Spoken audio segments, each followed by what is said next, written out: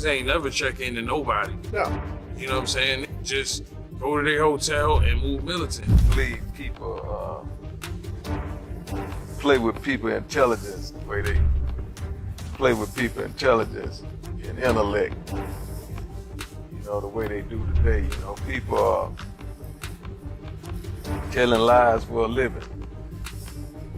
You know what I mean? You know what's the to me? There's a who pick who he fight with. Right. Like if you see me and you go, oh, I'm not going because this nigga. Yeah, I think I can take him. Right. And when you move around the city, bro, you gotta be careful. And that's just, we dealing with G-Unit. Got a lot of Tony Yayo just reignited one of the wildest beefs in hip-hop by calling out J Prince and possibly exposing one of the biggest extortion games the industry has ever seen. J Prince, the mastermind behind Rap-A-Lot Records and a major force in Houston, tried to run his infamous check-and-play on 50 Cent, but instead of folding like others, 50 flipped the script, exposing the whole game and daring J Prince to respond. What was once quiet tension between Houston's underworld influence and G-Unit's no-breaks mentality has now exploded. This isn't just rap beef anymore, it's a full-blown street-level clash. But to understand how this storm started, we need to roll it back. J Prince isn't just a name, he's a power move in human form. Founder of Rap-A-Lot Records and the silent dawn of Houston's streets, he's been running things for decades. He doesn't need to shout, his name alone makes people fall in line. In Houston, if an artist showed up without checking in, they might leave without their jewelry, or worse. Then came 50 Cent, a man who has never bowed down to anyone. Like I got out there, they showed me a lot of love. But Shreveport had the infrastructure already here. Like even the taxes was put. Well, yeah. And so a lot of people have been talking about, man, he's here only because they gave him a cheap deal or something like that. The reality is there's more to that deal. Yes. Way more. They can't see. Break that down. I'm spending $20 million this year anyway in the same building that they're saying was the cheap building. Right. So find somebody else to spend 20. From his early days beefing with Ja Rule, Irv Gotti, and the rest of Murder Inc., 50 Cent made it crystal clear. He doesn't play mob politics. G-Unit was built like a war squad. No checking in, no ring kissing, and definitely no paying for protection. That mindset clashed hard with Houston's rules. So when rumors started circulating about 50 possibly relocating to H-Town, everyone knew something was about to go down, and it wasn't going to be quiet. If 50 Cent really touched down in Houston without checking in with J Prince, that wasn't just disrespect, it was a full-blown power play. And guess what? He did it. What began as a long-distance Cold War soon turned into something way more serious. 50 was in New York doing what he does best, talking slick and trolling the industry, while J Prince held it down in Houston as the city's silent boss. They traded subliminal shots back and forth but never crossed into each other's territory. That is, until 50 casually dropped a bomb on Twitter. "I love New York, but I live in Houston now. I'll explain later." This wasn't just clout chasing. 50 moved with a plan. New York taxes were draining his money, while Houston offered him everything he wanted: lower taxes, wide open space, and a booming hip-hop scene. On top of that, Branson Cognac needed a southern stronghold, and Houston's liquor market was on fire. 50 saw the opportunity, plain and simple, tap into the culture, push his brand, and bring big entertainment money to H-Town. But here's the catch: he didn't check in. And J Prince, he didn't take that lightly. Maybe we need to change the words for the youngsters. The checking in part, you know, is they seem to get hung up on that word checking in. Yeah. So if we could diversify that word and bring it up to a 2021 thing. Right. What's the word, OG? What's the word? Hello, maybe we may want to tell them they need to get. Word is, J Prince saw 50's move as an attempt to sit on the throne without showing respect. Allegedly, J Prince sent a few people to apply pressure, and some even claim he wanted 50 to pay for local protection, but 50 wasn't having it. He made it clear, G-Unit rolls deep with their own crew, and they don't pay to play. Period. Things heated up quickly. Rumors started flying that J Prince tried to hit 50 with a no-fly zone over Houston, basically saying, "You're not welcome here." That kind of power move might work on smaller names in the game, but this is 50 Cent we're talking about. And 50, man, he turned the heat up on J Prince like it was reality TV. He lit up Instagram with memes, slick captions, and low-key jabs that had everybody watching. He clowned the whole check-in drama and made it crystal clear he doesn't play mob politics. 50 dared J Prince to step up, and he did it publicly, right in front of everyone. Meanwhile, behind the scenes, things were getting messy. 50 had been working on a massive $20 million G-Unit film and TV studio in Houston. This wasn't just about business, it meant jobs, internships, and a new creative energy for the city. But then, out of nowhere, the whole project shifted to Shreveport, Louisiana. Officially, 50 said it was about better infrastructure. But come on, if you were paying attention, you already know the real reason. On stupid, right? Yeah. You're stuck on stupid and you're not using your powers or access to powers that you have. You're looking at it as a negative versus a positive. You know, we all know if you can tap into good people wherever you go. Forever. You know what I mean? It's a blessing, really. Houston street politics were heating up, but 50 wasn't about to start playing chess with snakes. And here's where everything flipped. Jay Prince may have tried to push 50 out, but the city welcomed him like royalty. In 2022, just a year after 50 touched down, Houston didn't just accept him, they celebrated him. The actual mayor, Sylvester Turner, handed 50 Cent a key to the city and officially named November 24th 50 Cent Day. During the Thanksgiving Day parade, the crowd went wild. Mayor Turner called him a philanthropist and entrepreneur. Praising the way he supported high schoolers through his G-Unity program, 50 stood tall on that parade float, like he'd been born and raised in and he didn't stop there. Through his G-Unity Foundation, he started giving back turkey drives, toy giveaways, school donations, the kind of things that really touch the people. He wasn't just moving to Houston, he became part of it. And 50 wasn't just making noise, he was making real moves. He linked up with the Houston Rockets, Texans, and Astros through his Sire Spirits brand, turning his business hustle into a citywide power play. In 2023 alone, he donated $850,000 worth of toys. Then, in 2024, he helped raise $500,000 for the Houston Children's Charity just by auctioning off 2 massive bottles of his La Chamadou ROI champagne. The entire event pulled in a staggering $6 million. Meanwhile, Jay Prince was allegedly sitting back, watching all this unfold like a king watching someone else take over his throne. The man who once ran Houston from the shadows was now forced to watch 50 Cent being celebrated in the spotlight. Then Tony Yayo stepped in, the most outspoken voice of G. In a Vlad TV interview, he finally laid it all out. The real reason G-Unit never played the check-in game. According to Yoit, G-Unit stayed militant on purpose. He said it straight up. The whole check-in system is just a slick way to line rappers up for extortion. You check in, you pay up, or you risk getting robbed. That's the unspoken rule. Jay Prince built his whole reputation on being the protector of artists in Houston. He crowned himself the unofficial king of the city and dressed the whole thing up as a friendly system called checking in. But let's keep it real. It sounds nice until you realize it's just a setup to get in your pockets. Here's how it supposedly works. An artist pulls up in Houston, and they're expected to check in with Jay Prince's people.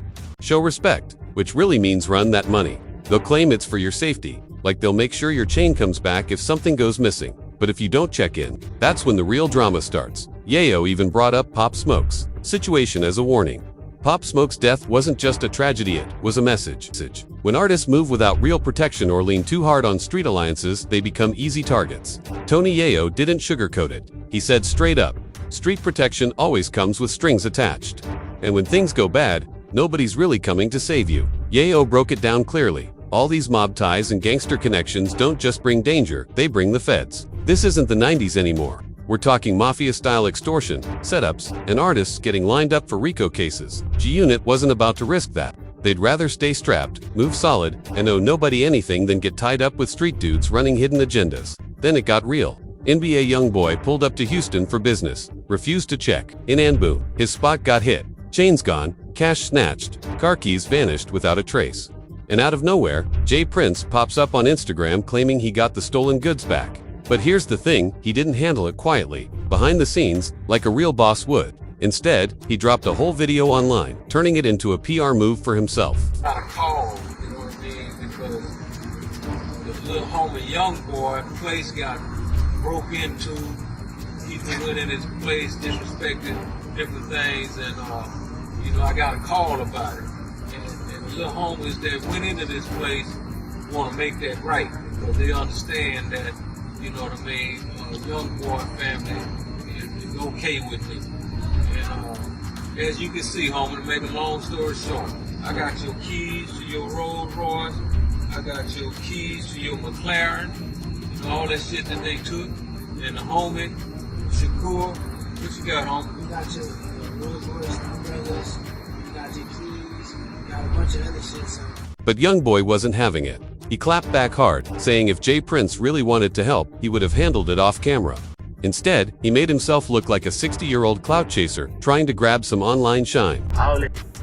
Hey, I don't respect none of that shit, man.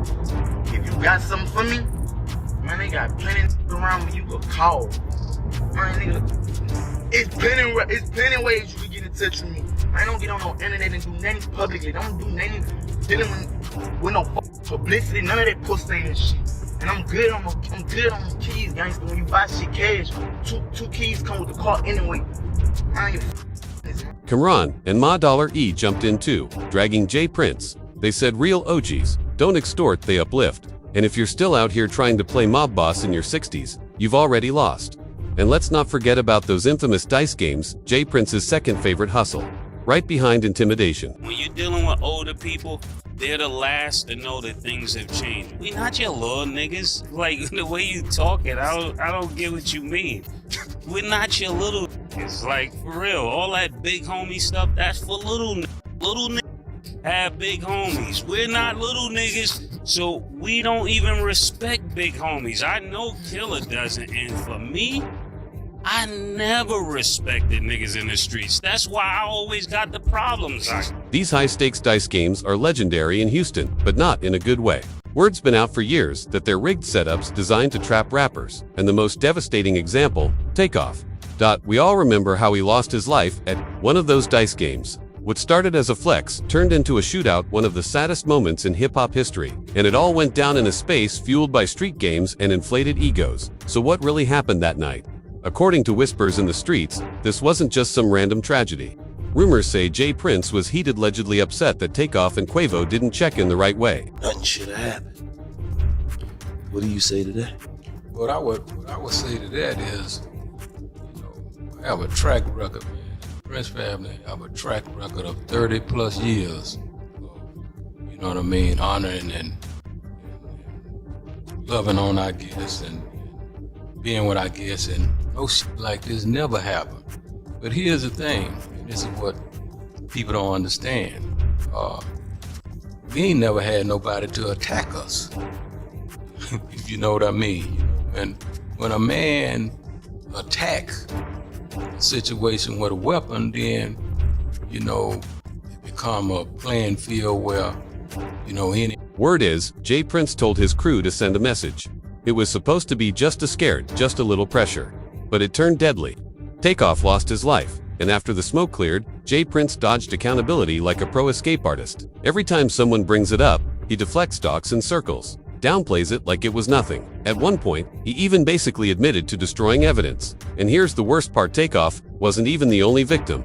Remember Duke the jeweler? The man had just won $100,000 in a dice game, probably feeling on top of the world. But before he could even make it to his car, he was ambushed, robbed, and murdered. Another young black man taken too soon. And for what? Some rigged dice, a shady setup, and a twisted code of honor that has nothing to do with respect. Mike and Junior was walking by. He actually went in the restroom to wash blood off his hand where he had reached up on the Takeoff. He had to pick him up, and his fingers went in it. Blood, wow. Now line that up next to 50 Cent out here building community centers, feeding families, and donating to schools. It's not even a fair comparison. One is building a real legacy. The other is still gripping the streets with fear and old intimidation. But this isn't just about memes and trolling anymore. Allegedly, 50's playing a whole different game behind the curtain. Word is, he's been talking to people off camera, gathering proof that the check-in system is nothing more than slick extortion. And he's not just talking, he's moving. He's hinted at the feds getting involved, and if that happens, it could be checkmate. 50 knows how to play chess, not checkers. He doesn't bluff. Those memes he's posting, that's just the surface. Behind the scenes, he's loading ammo. He might not just be chasing clout, he could be building a case, saving receipts, lining up that one leak, that one Fed tip, that one post that could erase J Prince's whole legacy in a flash. One of them's got the streets, the other, he's got the city. But only one is really winning this war. 50 Cent didn't just relocate to Houston, he took it over. While J Prince was allegedly trying to run artists out with pressure plays and shadow games, 50 pulled up bold, got handed the key to the city by the mayor, and started building real programs that actually give back to the people. Now, that whole check-in empire is wobbling, falling apart under the weight of exposure. So the question is, who really runs Houston now? The street figure working from the shadows, or the man standing front and center backed by the city? the fans, and the next generation. Let us know what you think in the comments. Is 50 pushing it too far, or is he the hero hip-hop needed to finally pull back the curtain on this underground game? Don't forget to like, comment, and subscribe for more real talk and deeper dives into hip-hop's hidden battles. Share this with someone who needs to hear the truth, because trust us, you won't want to miss what's coming next. It only gets messier from here.